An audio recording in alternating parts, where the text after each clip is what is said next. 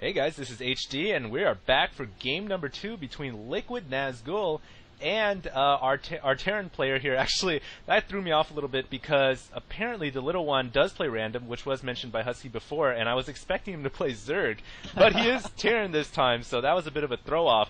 And now the question is Liquid Nazgul going to be prepared? It must have thrown him off his game, knowing that, first he lost the first round, and now he's going to be playing against a random race. So he's not solid on his opening build order until he knows what the enemy race is. One thing I do want to mention, it is Metropolis, which is traditionally a map for 2v2 or free-for-all, and so it's interesting that the Team Liquid Invitational chose to use this map for their 1v1 pool, and I'm going to go ahead and let Husky take over because I'm talking too much. Hey guys, what is going on? Yes, as he said, it is going to be a 4-player map. This is actually my favorite 4-player map just because of all the doodads, which I mention all the time on my channel instead of actually talking about the game. But like HD said, it is going to be Terran this time, which anyone who can get to the round of 4 in a tournament with such top-tier players like Wyra and stuff like that is pretty much my hero as random. And so it does look like Liquid Nazgul is going to scout him right now. He is, since they are at cross positions, you almost always scout them right away, and he is going to be able to scout inside the base before that second supply depot gets down. At least I think that broke in there. There we go. So HD, what do you think? You think Liquid Nazgul is going to be able to do at least a little bit better than he did in game number 1?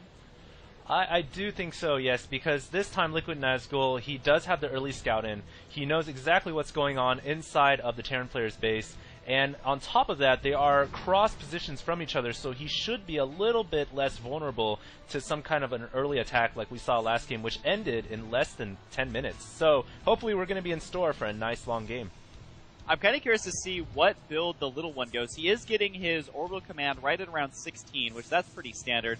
And it's just kind of cool to see someone be able to know all the basic build orders for every race. I mean, the game hasn't been out that long, and so to be able to master those, like, he was macroing like crazy with Zerg, and so I'm kind of curious to see how good he's going to be with Terran, and if he's going to go kind of what I would consider standard, getting 3 barracks, and then slowly teching towards the medvacs. I'm just kind of curious to see if he'll do that. But Liquid Nazgul, I feel kind of bad because game number 1 was so short, but we'll see how he fares off in this second game.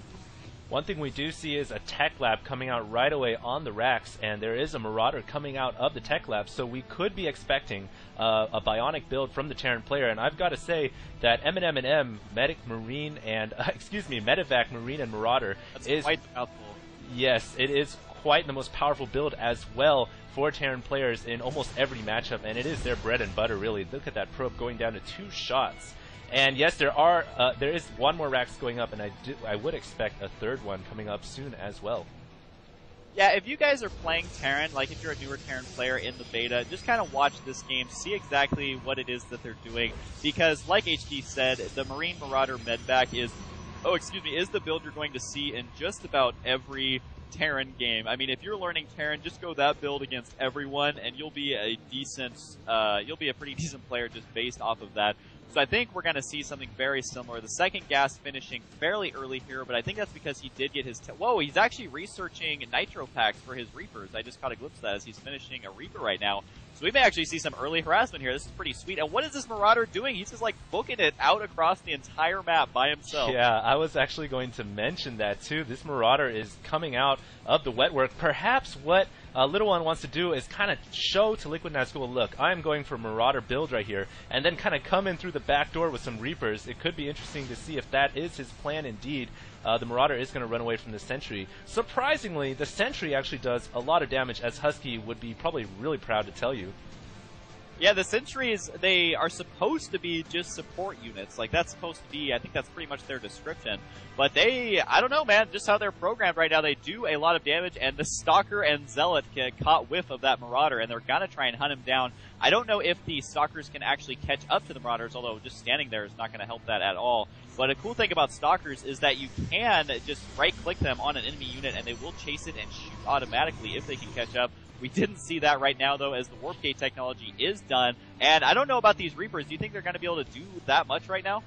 Well, the key thing is right now, the Protoss player Liquid Nazgul does have the majority of his forces out on the field, and these Reapers are gonna get caught by the Stalkers. So Liquid Nazgul knows what's going on. The Protoss player needs to pull his forces back, and right now his probe line under attack. We're gonna take a look at the units lost tab right now. 2 units, 3 units lost, 6 units lost for the Protoss player. That means 6 probes have gone down, and the probes continuing to be raided by these Reapers. And I've got to say, 10 probes going down and a force field going down there. A bit strange, perhaps trying to catch the Reapers in transit. But I would say those Reapers paid off for themselves right there, killing off 10 probes, which means he does have to rebuild those probes. Yeah, one of the Reapers I had targeted actually had 5 kills alone, and like you said, we're up to about 12 kills now. And 13. he just enough, up to 13 now, and he used just enough Reapers to be able to one-shot those probes. That was good micro there, able to do an early raid on the economy of Liquid Nazgul, so that is going to set him behind a great deal. I mean, if we look at the income right now, the little one must have summoned up a bunch of his mules because his income is double that of Liquid Nazgul, and on top of that, he lost those probes. And so I think he's going to try and make something happen right now to try and make up for it, but Protoss don't have an early harassment unit like that, so he may just have to kind of, lick his wounds and deal with that early harassment, but it does look like he's going to move in right now as the expansion is going to start going down right now. I think right now that little one might be in a bit of trouble. This is a pretty strong Protoss force, I've got to say. On top of that, little one was forced to build a command center, so he's down 400 minerals. Look at these force fields, too. Great force field positioning, not allowing those Marauders to retreat.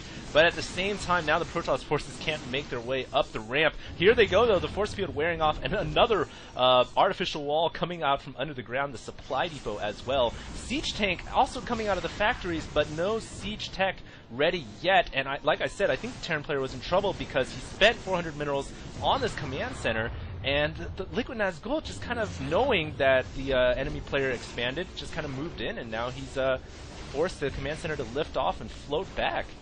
Yeah, the control here was actually perfect by Liquid Nazgul because he had the advantage in the units, but he would have been at a disadvantage did any of those units actually make it into those bunkers. But if you guys go back and re-watch that little section, he basically blocked off that entire army with those force fields absolutely perfect, and the Zealots also making a wall to block. I mean, he's even doing it again right here, preventing most of the Marauders from getting down there and being able to pick off a couple of the stray ones. But again, he may have just stayed there a little bit too long, as this Zealot has no hope of making it back home to all of his friends. He is definitely going to get taken out because the Marauders do slow light units like that.